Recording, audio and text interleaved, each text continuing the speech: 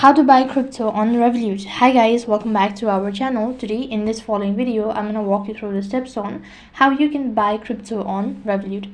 So in order to buy crypto on Revolut, first thing you have to open the Revolut app and tap on the stocks icon at the bottom of the screen.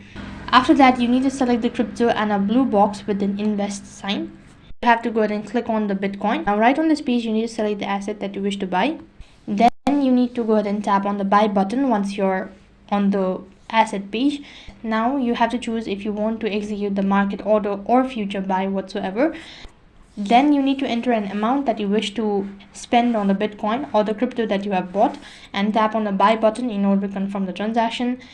Then you'll be notified with a statement that you've successfully bought crypto on Revolut. So that's basically how you can buy crypto on Revolut. That is all for this video. I hope the video was helpful. Make sure to like, share and subscribe to our channel. Thank you for watching. See you in the next video.